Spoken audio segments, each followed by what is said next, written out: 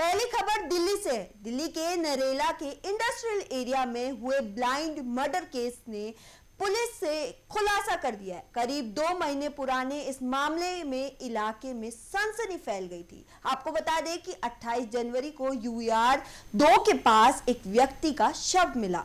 कोई सुराग न मिलने पर पुलिस ने विशेष टीम बनाकर जांच शुरू कर दी। तकनीकी और लोकल जांच के जरिए आखिरकार केस को सुलझा लिया गया।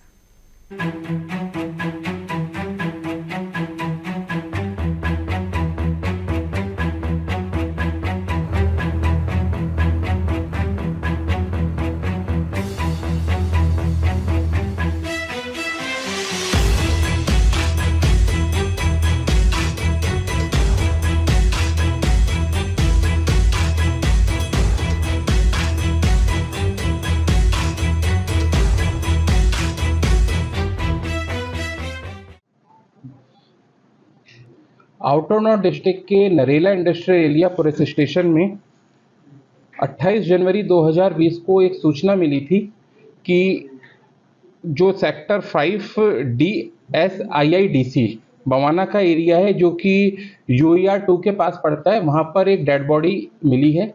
इसके ऊपर ACP और SHO साहिबान तुरंत वहाँ पर पहुँचे, मनोज साहब SHO, और वहाँ पर पहुँचने पर एक डेड बॉडी एक जंगल टाइप का सा एरिया था, अबंडेंट एरिया, वहाँ पर वो पड़ी हुई थी, गला उसका कटा हुआ था। जब फर्दर उसके अंदर इन्वेस्टिगेशन की गई तो उसमें वह जो डिजीज पर्सन था वो विक्की, उम्र 23 वर्ष, और होलंबी खुर्द दिल्ली जो वहीं पास का एरिया है वहीं का आइडेंटिफाइड हुआ पर्सन। और इसमें जो सरप्राइजिंग बात थी वो ये थी कि यह व्यक्ति 26 जनवरी को शाम को अपने घर से निकल गया था और उसकी जो डेड बॉडी जो मिली वहाँ पर वो 28 जनवरी को मिली। तो करीब ये 48 घंटे या 40 से 48 घंटे से मिसिंग भी था। और इस बीच में न इसके पास कोई मोबाइल फ़ोन था, न कोई अलग सूचना थी, न कोई पर्सन लोकल आइडेंटिफाइड कर रहा था जिसको इसी ने देखा हो।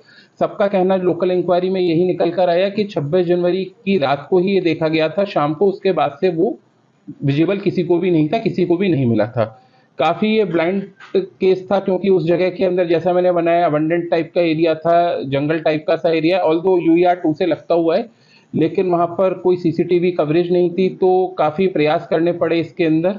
हमने लोकल इंक्वायरी कई महीनों तक अच्छे से जारी रखी, इसके अंदर ह्यूमन एंड डेवलप किया और टेक्निकल पार्ट के ऊपर भी इसमें काम किया गया।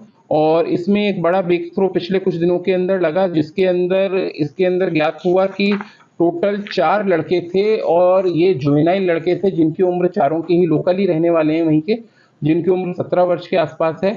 और इनका जो डिजीज था उस पे डिजीज ने शराब वगैरह पी थी, ये लोग साथ थे और वहाँ पर किसी बात के ऊपर इनकी गाली गलौच और झगड़ा हो गया था।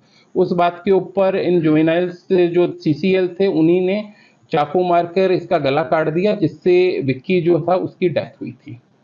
तो इनको एप्रीहेंड किया गया और JJB बोर्ड के अंदर JJB में इनको पेश किया गया। आपस में कोई रिलेशन था, उनका जानकार था विक्की का? नहीं, ये पुराने जानकार थे आपस के अंदर, क्योंकि एक ही लोकेलिटी के थे, तो आपस में पुरानी जानकारी थी। और जो प्राइमा फेसिया इंटरोगेशन हुई उसके अंदर पता लगा इनके बीच में पहले भी कुछ झगड़े या कहासुनी आपस में होती रहती थी। उस दिन 27 तारीख की रात को वापस इनका किसी बात के ऊपर कहासुनी गाली गलौच हुई थी आपस के अंदर, और उसके अंदर जो ये JCL थे 4, इन लोगों ने चाकू मारकर हत्या की। हाँ, इसके अंदर लिखा के अभी मेडिकल रिपोर्ट, क्योंकि उस टाइम की मेडिकल रिपोर्ट तो पॉसिबल है नहीं क्योंकि काफ़ी पुरानी बात हो चुकी है, 1.5 से 2 महीने की। तो बाकी जो डिजीज था, मरने वाला था, विक्टिम जिसको कहेंगे, उसने जरूर ड्रिंक की थी।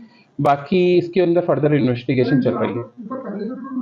नहीं, पहले से कोई नहीं था। सर, ये अधिकतर देखा गया कि चाकू लेके आते हैं, ऑनलाइन खरीदा जाता है, क्या उनके कोई कानूनी कार्रवाई नहीं हो रही? देखिए, इसके अंदर हम काम कर रहे हैं, लेकिन एक इशू इसके अंदर ये भी है, नाइफ जो किचन यूज का है या उस हिसाब से हमें घरेलू यूज का नाइफ होता है वो परमिसेबल होता है। बाकी हम इसके ऊपर अभी फर्दर भी काम कर रहे हैं कि अगर कहीं पर कोई साइट्स या वेबसाइट उस परमिसेबल लिमिट से ज़्यादा या अलग तरीके का नाइफ बेच रहे हैं तो हम उस लेवल पे डिस्कस करेंगे और उन कंपनी से बात करेंगे और उन सोशल मीडिया प्लेटफॉर्म या जो भी सेलिंग प्लेटफॉर्म है उनसे भी डिस्कस किया जाएगा इस इशू को।